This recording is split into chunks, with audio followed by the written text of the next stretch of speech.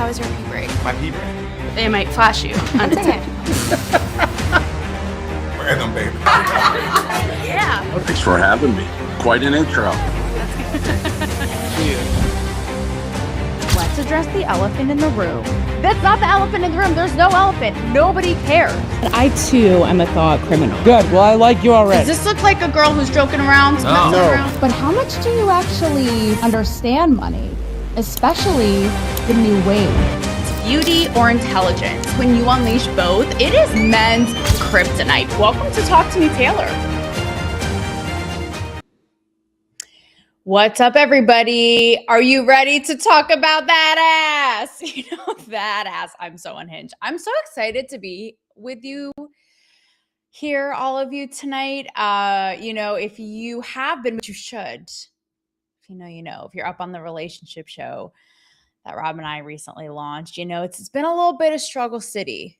It's been tough times, rough waters at Ridgemont High over here. So this show is a little bit of foreplay. I'm kind of like raw dogging it, winging it for next week's episode, because next week you guys are literally going to cream your pants, okay, over these guests. It is a whole thing, OnlyFans coded and culture coded, psychology, all of it. But until then, we're going to talk about ass and have fun. And Rob even said, he's like, do your show. It'll be fun. It'll be a sweet release, sweet reprieve from all the heaviness you guys know about if you watch a relationship show. So here I am. I'm so committed to talking about ass tonight. I am quite literally doing this show in my underwear. I'm not kidding. A, because I felt like it. B, because I literally give no fucks anymore. I searched high, I searched low. I Christopher Columbus it. I couldn't find any. I have no fucks to give. And I was running late. I don't know if I said that already, but yeah. And I thought, in the spirit of ass, like, I'm just going to have my ass planted on this chair, quite literally. Rob actually just walked in, so he can attest to that if he should feel. So the reason that I'm not just feeling like fratty today, for no particular reason, it's because Rob always taught me, when you do your show, lead with what's on your mind, lead with what you're seeing, don't fake it, don't force it. And I am not faking or forcing anything when it comes to Hilary Duff's ass being all over my timeline. And I was like, let's have some fun with this today. Again, break it up. And Hilary Duff, who, couple things, and by the way, you're going to say, I have no idea. I'm straight up Helen Kellering it in this. Like, I have no idea where I'm going with this today, but I just wanted to enjoy your company and be with you all. But so we're going to see. I'm kind of like, again, pulling things out of the hat as I go. A couple of things Hilary Duff coded, because the reason her ass is all over my timeline, all over the newsstands, all over everywhere, the back of our eyelids, is because she was on the cover of Sports Illustrated Swim. She looks so fire. It's like Kardashian who, because she is like a Lainey Wilson. It's like that huge badonk ass that was like the secret weapon that was like, where have you been? It's like, you forget. You think it's like, oh, it's some white blonde bitch. And next thing you know, like, her ass is poking your eyeballs out. And she is 38. She looks so hot. She's a mom. She's all these things. And I'm like, it's flawless. It's perfect. No notes. Like, the ass is perfect. All this. And there's so many ways that the internet can go with this, because like the internet does what it does, right? So I've already seen things like it's just so played. It's like, don't you guys get like sick of yourselves? Like, don't you? She's a mom. She shouldn't be doing that. Blah, blah, blah, blah, blah, blah, blah, blah, blah. Like, listen, Molly, listen, Karen, listen, Sarah. Nobody gives two fucks. She looks so fire, and I will take it. And I did see a piece by KFC Barstool, and it brought me down this whole journey that I want to bring you guys on, because he was talking about how Hilary Duff's a millennial, as am I. And oh yeah, this is where I lost my train of thought a little bit. Two little Hilary coded things. One, when I worked at VH1, and I'm going to bring back a little gem from the archives of that journey. We did this little thing, because I was a producer and a writer and an editor there. And we did this little thing like, who's your celebrity doppelganger? And mine was Hilary Duff. And that aged well, didn't it? With her nice ass on SI Swim. But I actually did meet Hilary Duff, and her sister. I forget what they were promoting. I don't know. I interviewed them, but I have the pic somewhere. I didn't have time to pull it out of the vault for you today, but so sweet. And she's just one of those people I feel like that just, and I know because I've met her, but it's so like real and authentic and not fake. And people have said that about her. She just has this like magnetism and charisma and energy. And so I love that. I will be her doppelganger happily any day. But KFC Barstool did a thing of like, this is why millennials are the crown jewel. All you generations are fucking welcome, because we brought back the ass in the era of the like, what do they call it? The Kate Moss, like Coke anorexic model. So you're welcome for that. And here is Hilary Duff, like, again, the ass queen, reminding us all that millennials created the resurgent tsunami of the ass, and you're all welcome. And it brought back a memory of a couple things, but I actually penned a piece. Okay, guys, it must have been a slow news day. But when I was a writer at VH1, I wrote a piece because this is when it was like the up and up of like Cardi B, Nicki Minaj, the Kardashians with all the fake ass and BBLs and all this. Which, right, with all of this, besides like the angry moms who haven't gotten laid in so long, the other way the internet could go is like the swing of body positivity and like what happened to like the fakeness of it. And is it all trends and we're changing our bodies? And Meghan Trainor is all about that base. And now she's like on the like it's a whole thing. We'll get to that. But this was like on the up and up of the Kardashian ass, right? And I wrote this piece and I haven't reread it until I thought we could do like a live interpretive dance reading of this piece that I literally wrote for VH1, guys. Okay, I got paid a full-time salary to do this. It was penned this literally lives on the internet. It was July 2017. That's nuts, guys. That was almost 9 years ago. It's so crazy. Time is not real. Don't get me started on that journey. You can watch a relationship show for that spiral. And the headline is, "Shame on you for forgetting J-Lo has the original best butt." And then the subhead is, "It's like we don't even know you anymore." So I'm just going to skim it while we all like read it together. I just want to see this journey. Until rear end royalty. Yeah, see, Kim Kardashian, Amber Rose, and Nicki Minaj came along. There was a booty that ruled as the almighty queen of the world. All these ladies behinds are beautiful. I got to say, though, I was killing it with the alliteration in their own right, but don't you dare forget about the one that came first. I think it should be who came first, but you know, what do I know? Just editing my own piece here. In a time before butt implants were all the rage. Yeah, because there were also articles like, can you break a butt implant? Can they ripple? All this stuff. Jennifer Lopez, oh, that's why it was her 48th birthday. Wowed and mesmerized us with her bountiful booty of perfect shape, size, and proportion. So you get it, right? So I do a whole thing and then let's go to the end. But yeah, it's like I was committed to this cause. I was committed to this cause to where I would write an entire piece, spend however long out of my day in my cubicle to write to write a piece to remind everybody about J-Lo's original ass, like paving the way. What do I say? I don't think she's 48 years old today. So still phenom in music videos. The fact that I just took it upon myself and took the liberty to abbreviate that. I don't think that's human, TBH. And she's still phenom on the red carpet. It will never be stopped, nor should it be. Pose on posers. Just know that J-Lo butt is a legend of a lifetime. Wow. Where is the Pulitzer? I'm like kind of pissed now looking back at it. No, but it is kind of funny, right? How it's just sort of, I was even thinking about this with the Meghan Trainor because people are like reaming her out now that she's like so skinny and her whole brand was about like being a little chunky and the base, all about that base and all this stuff. And now it's perfectly timed because she just came out with a new music video, something about glitter, and it's giving like Ariana on the bicycle side to side, and she's like, it's like SoulCycle-esque, and she's all skinny and people are like, what happened? Not selling as many tickets and with touring and all that stuff, and is the message coming through? And people bought in this. And, it's really interesting how we really do, it's like trends. I know this is, again, like parsed out and picked apart and scrutinized all the time, but I'm really not I don't know if it's because, again, like, I sort of don't give many shits anymore, but like, I'm not that mad about it. I feel like it's sort of even the Megan Trainor thing, who's also, I don't know if I said this already. I've interviewed her. She's so sweet, like such a nice person.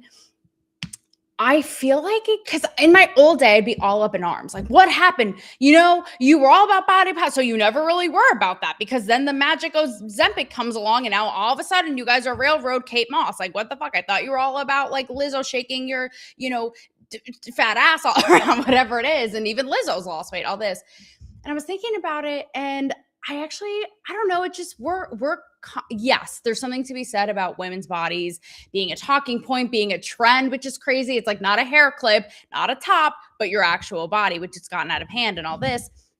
But the fact that we are complex creatures. And so that's why even reflecting on all this with like the Hilary Duff back in the J-Lo original ways and the Kardashian and the Megan Trainors now, it's like, maybe Megan Trainor at the time was like, I'm cool with like having a little extra something, something. Maybe deep down, she always did want to be thinner. Maybe, I don't know. Like everybody is on their own goddamn journey. Am I right? Like Taylor, Mr. Rogers over here.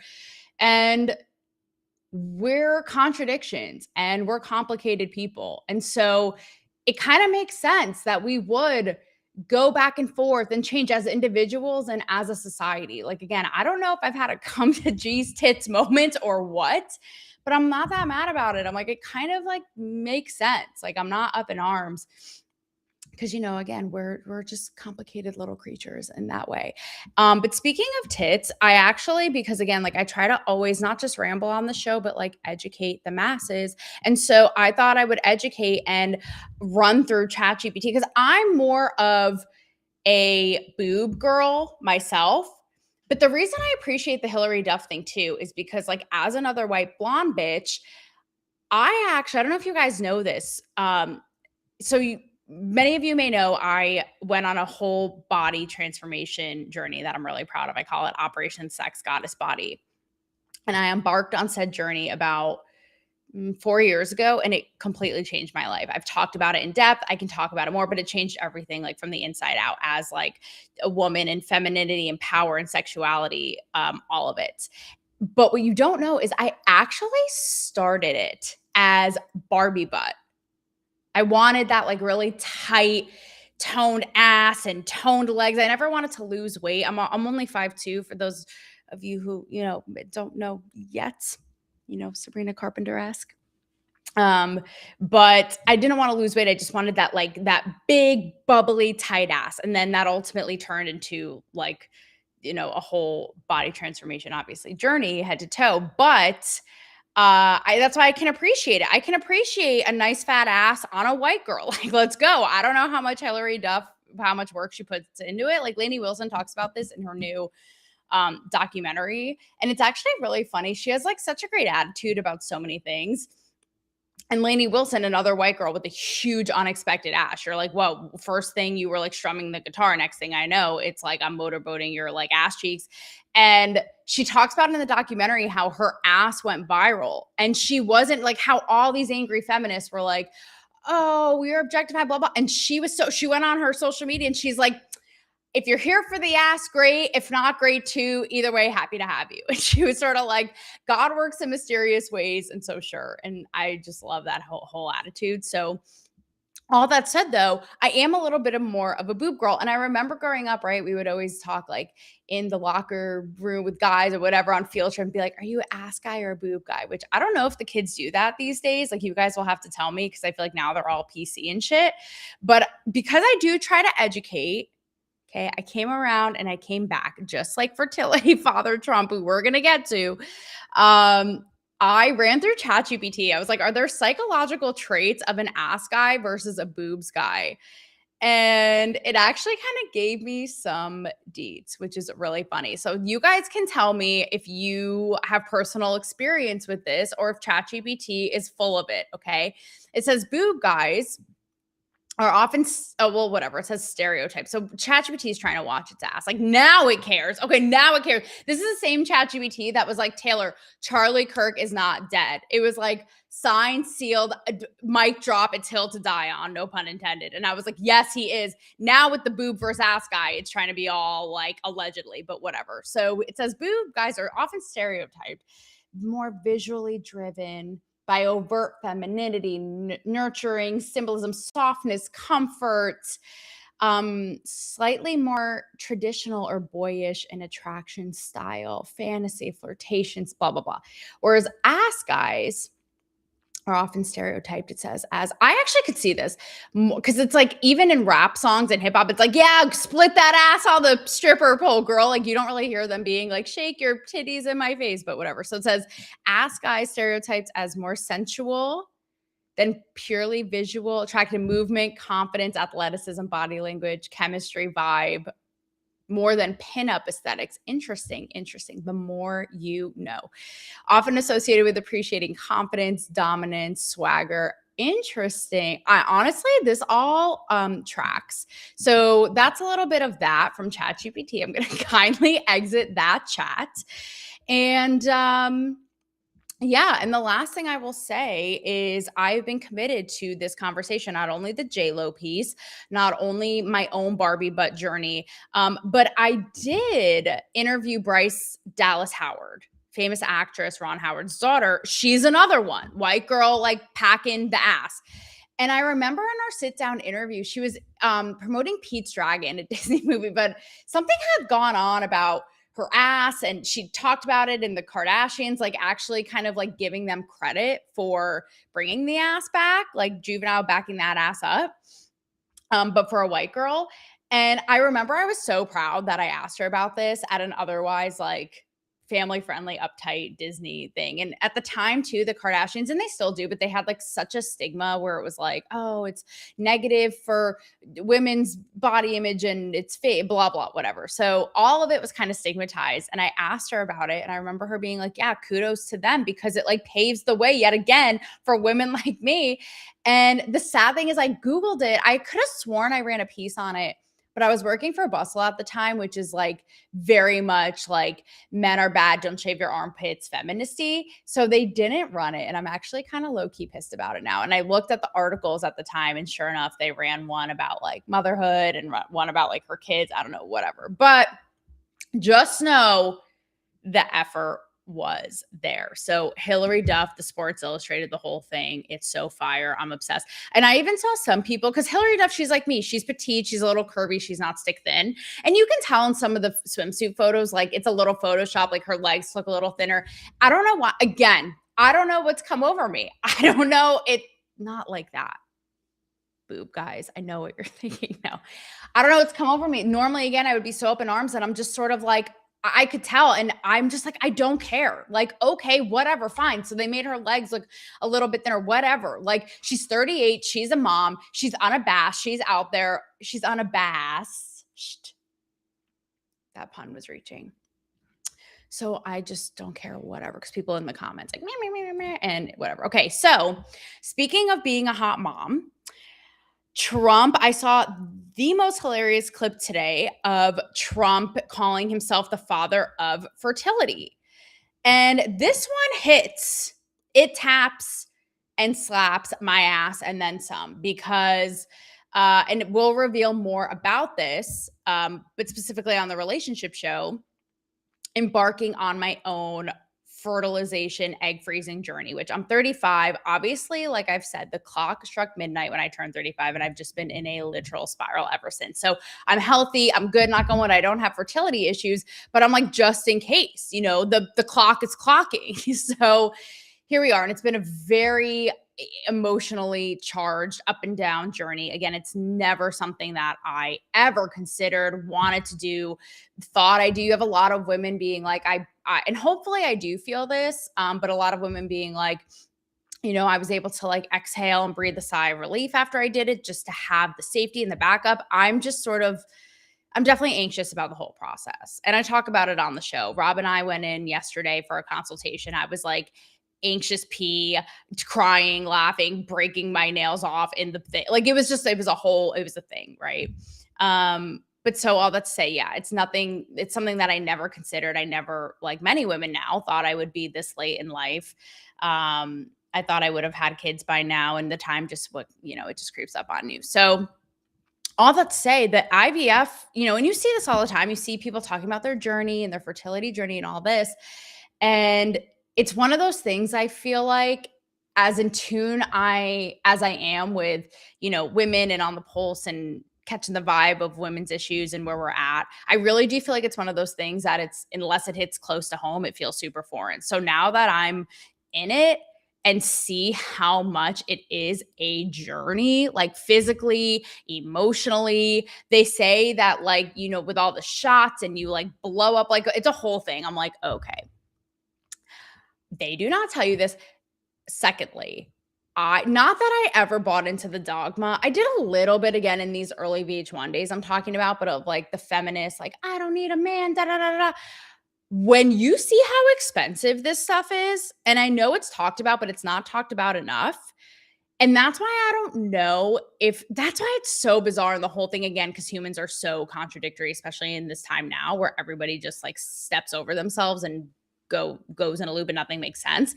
I don't know if the feminists will love or hate Trump for this, because what I was going to say was there's a part of me seeing how expensive, seeing the toll. I'm like, I personally want to send an invoice to the feminists to be like, okay, bitches, you told me to go be a strong, blah, blah, blah, blah, blah, blah. You don't need this. You don't need that. Are you going to pay $10,000 to freeze my eggs, bitch? Cough it up. That's all I said to Rob. I was like, I want to send a personal invoice to the feminists. Thank you very much. And I'm not even someone who was super bought in. But Trump talked about being the father of fertility, the IVF father, all these things, like Alex Cooper with the founding father, all this shit who. And really, he talks about how all this. I'm like, is he the low-key like feminist, but all the mainstream calls him the biggest misogynistic pig? Like, how are they going to wrap their brains around this? Because he really wants to make IVF cost-effective, covered by insurance, acceptable, because right now it is literally the biggest clusterfuck. Like Rob and I, we fell off our seats. She was like, okay, so she's tallying up the total, and we're like, okay, so this is just for the first round. Wait, the first round that might not work. So for the first round that we may have to do 5 more times, like I'm sorry, what? And I think it's amazing. And, with Trump, with any of these leaders, like you never really know what the underlying motive is. Like you don't. It's unless you're like a Spencer Pratt who is so goddamn transparent. And I think that this is like the wave of where it's going to be. You really don't know what is underneath and what's motivating them. But regardless, I think this one is going to put the women's brains in a pretzel, because he's like, I'm here to help you out. I'm here to. So what are the feminists going to do? Like, he's here to help women, but again, and like help them bear children and start a family and all this in a technologically advanced way with IVF, but the feminists hate him and theoretically are against it. Like, is it just going to literally put their brain in a puzzle? That remains to be seen. But I respect and I appreciate it, given that, again, I am newly embarking on this journey and it is very uncertain. It's very scary. All the little intricacies I never knew. I feel like I knew the tip of the iceberg, and I still even do. Hey, UK, Irish roots further back. Good to see you. Thanks for hopping in the chat here. We're just talking here about, the US, love us or hate us. Maybe we're unhinged, but, can't live with us, can't live without us. You know what I mean? Well, definitely can't live without us, as the nationalists would say. So lastly is comedy. I know we're kind of all over. We went from ass to IVF and fertilization to comedy. But what can I say? Like, welcome to 26 minutes of Taylor Brain. Enjoy your stay.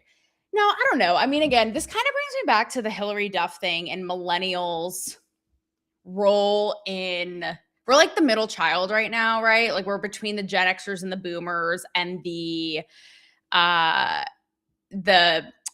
Zers. I'm reading your comments.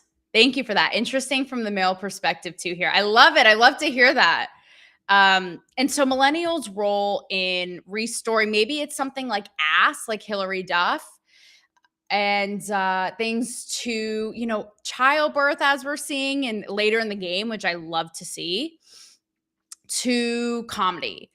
And I just don't know what the deal is. Like, why can't we get our footing back when it comes to comedy? Rob and I started watching the roast of Kevin Hart last night because, again, we were like, everything has been so heavy. Like, we need a sweet relief for the love of God of laughter for like 5 minutes. Because I was like, the roast of Tom Brady was hilarious. It was so inappropriate, out there, politically incorrect. Like, surely this will be the same. He and I, we got, I don't know, maybe an hour and a half in, which this program's 3 hours, by the way. So good luck with that. And we chuckled. I was like trying hard to laugh. I was like, no, Taylor, you're in a time of hardship. You must laugh right now. Like we maybe looked at each other and chuckled like 3 times. And you can tell they're like trying, and they'll be like, you know, we're gonna be racist and make fun of Black people. We're gonna make fun of the Jews. But it's just not funny. Like, what is the deal? I was like, surely this is going to be like edgy and out there. And I appreciate like Netflix, again, like not caving to the Dave Chappelle stuff and really not giving a shit. But what is the deal? Like, why is nothing funny?